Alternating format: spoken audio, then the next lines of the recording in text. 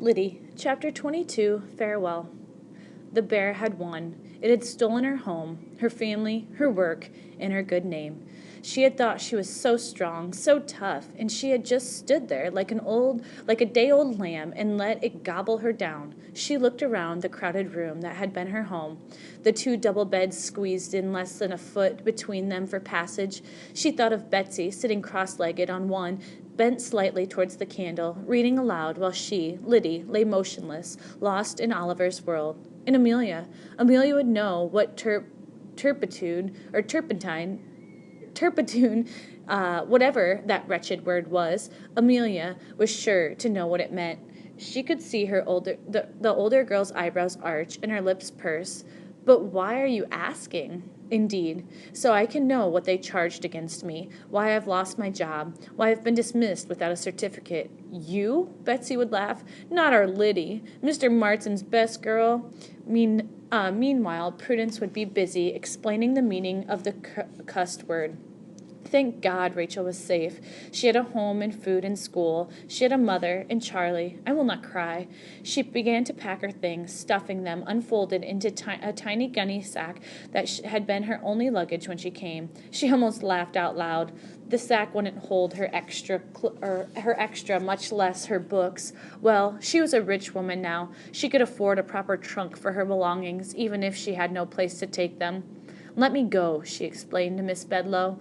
The landlady was incredulous. But why? She asked. You were Miss Martin's best girl. Everyone said so. Lyddie gave a laugh, more than a hoarse, whiny than a human sound. Then everyone is wrong. She could not bring herself to describe to Miss Bedloe the two encounters in the weaving room. She must, somehow, have caused the first. She knew so little of the ways of men and women that she must have, without realizing, giving him some sign. Mr. Martin was a deacon in his church. He was not a likable man, but surely... And last night? Mercy on her, she had acted like a crazed beast. Why, even her own mother, who died in an asylum, had never gone wild like that. She did not like Mr. Martin. She never liked him, but she tried to please him, tried to win his approval by being the best. And though she needed to know what it was exactly that he was accusing her of, she knew he had not told the agent of those encounters. So it was something else she had done wrong. She would have asked Miss Bedloe, but she was afraid that the word would come out, turpentine, and Miss Bedloe would laugh. She couldn't bear to be laughed at. Not now. I'll be out of my room tomorrow, the next day at the latest. But where will you go? Don't worry for me. I can't stand it. If you are kind, I might break down. Back to housekeeping, I reckon. That was it. Tryphaena would be sure to take her in. She went to the bank and withdrew all of her money, $243.87. Then she went to the bookstore. She wanted to give Bridget a copy of Oliver Twist, even if the girl couldn't really read it yet. She'd be able to in time. Will there be anything else for you today, Miss Worthen? They were friends now, the bookseller and she. She hesitated, but what did it matter? She would never be in again. Do you have a book that tells the meaning of words? Ah, he said. We have an old Alexander dictionary, of course, but there's Webster's and Worcester's and that are much more up to date. I think I need an up-to-date one, she said. She didn't want to risk buying one that didn't have the words she needed. The bestseller got down 2 fat books, Part 1 and Part 2 of the American Dictionary of the English language, and then a third. Many people prefer Worcester, he said, indicating the third book. It's a bit newer, and all in one volume. Lyddie paid for the Worcester and forced herself to take it out of the shop before opening it. As soon as she was out of sight of the bookshop window, she rested her parcels on the sidewalk and opened the dictionary. It took her some time to find the word. The pages were thin and her fingers calloused and clumsy, and she did not know the spelling, but she found it at last. What? She would have howled in the street had it not been the crowd so crowded with passer-by. She was not a vile or shameful character. She was not base or deprived. She was only ignorant. And what such was the sin in that? He was the evil one, to accuse her of such. She had done nothing evil, only foolish. She rushed back to her room. What could she do? The damage was done. If she had only known what was going on when she was in the agent's office, how vile that man was lying. Oh, the agent was quick to believe him. When I cried out, it was I who was made to seem like I was in the wrong. I was unladylike, and that was a crime. She wrote the letters in a fury, burning herself with the sealing wax. Her hand was shaking so. She rushed out of the house, her bonnet ribbons loose, her shawl flying. By the time she got to the acre, she was out of breath and could hardly ask the children playing in the streets where Bridget's house may be. The first child she asked looked up with wide, frightened eyes and ran away without speaking. She stood long enough to tie her bonnet properly and catch her breath before asking another. He pointed dumbly to a shack that turned out not to be Bridget's house at all. But the housewives inside knew Bridget and gave Lyddie proper directions. Bridget herself answered the door. "Oh, Lyddie, what have they done?" "I'm dismissed," Lyddie said. "No, it can't be." "It can't be helped. It's done. But they must not dismiss you. I've already written a letter to Mr. Martin. I told him if he dismissed you or bothered you in any way, I would tell his wife exactly what happened in the weaving room. Now, here is the letter to address to her. If there is any problem, you must mail it at once." Bridget stared, her mouth open. "At once. You must swear to me you will." The girl nodded. "And now, I'd like to sit down if I could." "Oh, I'm terribly rude." Bridget stepped aside and let her into the tiny shack. The smell was strong of food and body sweat. It was dark, but Lyddie could see the children's large and staring. "Me mother's house cleaning today." Bridget picked up a pile of what looked like rags, but might have been clothing, off of a rough stool, and Lyddie sat down gratefully. She was still tired from the last night, tired as she had been after the sickness, her bones aching with it. "Thank you," she said. "Where will you be going? Not far from here, I hope." "They didn't give me a certificate, so I have to go. And it's all my fault." "No, you mustn't blame yourself." There was no place else to sit except the beds, so Bridget stood watching her. In the darkness of the room, the only noise was the rustle of the children shifting and staring. She had stopped, gasping for breath. It was time to leave.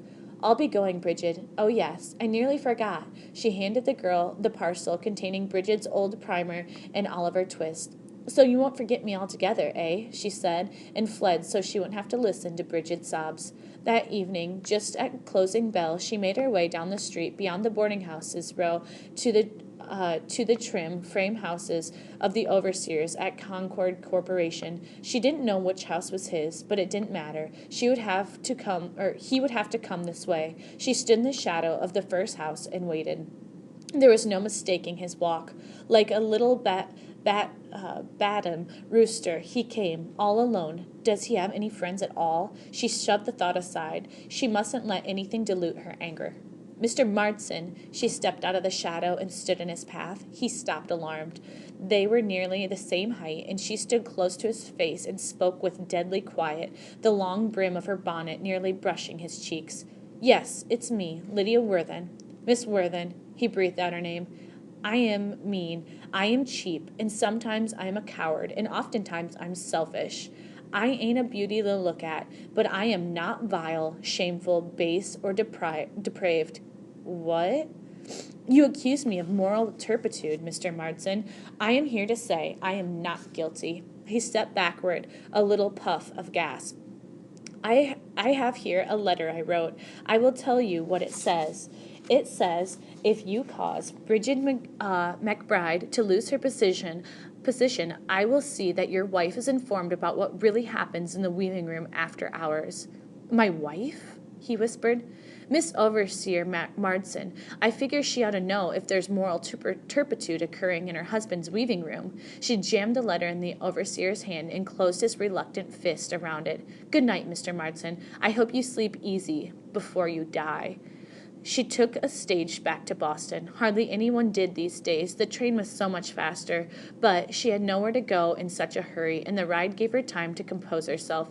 Boston was a terrible place, older and even dirtier and more crowded than Lowell. The streets were narrow, and Lyddie stepped gingerly around the refuse and animal droppings, lifting her skirt with one hand and trying to balance her new trunk under the other arm. She should have found a safe place to leave it, but how did one do that in an unknown city? At last, she found her address. She looked through the glass window door and saw Diana herself, tall and pale, but no longer thin. She was speaking to a customer, her head slightly bent towards a short woman, a polite smile on her face. Lyddie shifted the heavy trunk under an arm and pushed the door open. The bell rang, and Diana looked up at the sound. At first, she nodded politely, her attention still with the chattering customer. Then she recognized Lyddie, and her face was transformed. "Excuse me a moment," she said to the woman, and came over and took the trunk. "Lyddie!" Her voice was still quiet but beautifully low-pitched. "How wonderful to see you!" There was no time to talk until the customer order was complete and the bell rang, signaling her departure. "How are you, Lyddie?" Diana asked. "They dismissed me," she said, "for moral turpitude." "For what?" Diana was almost laughing. "I know what it means," Diana said gently. "I'm intimately acquainted with the term myself. But surely, you are not vile, base, or deprived," Lyddie said. "Thank you." Diana tried not to smile, but the corners of her mouth betrayed her. "Neither are you. What I can't imagine is how—" "It was Mr. Martson." "Ah, yes, dear Mr. Martson." When Lyddie told the whole story, nearly crying again in her rage, she realized suddenly that Diana was shaking with laughter. "It weren't funny, eh?" she protested. No, of course not. I'm sorry. But I'm imagining his face when you pounced out at him last night, just when he thought he had won, when he'd rid himself so neatly of the evidence. Lyddie saw the rosebud mouth shaped into an O of fright. It was satisfying, wasn't it? And his wife is the perfect terror, but you know that. I didn't think anyone else would believe me against him. Oh, she's a terror, all right. Everyone says so. She's a fright, I promise you. She got up and poured them each a cup of tea. Let's celebrate, shall we? Oh, Lyddie, it's so good of you to come, but how can I help you? She had come to help Diana. I thought to help you if I could. Thank you, but I'm doing all right, as you can see. It was hard at first. No one seemed to want a husbandless woman expecting a child, but the proprietress here said that here was ill and desperate for help, so we needed one another. It worked out well. She's been so kind, and her daughter will look out for the baby when it comes. She smiled happily. Like family to me. She reached over and patted Lyddie's knee. But you understand. Lyddie spent the night with Diana. Everyone was kind. Diana had her family at last. Then why had something snapped like a broken warp thread inside Lyddie's soul? Wasn't she happy for Diana? Surely she was happy and greatly relieved.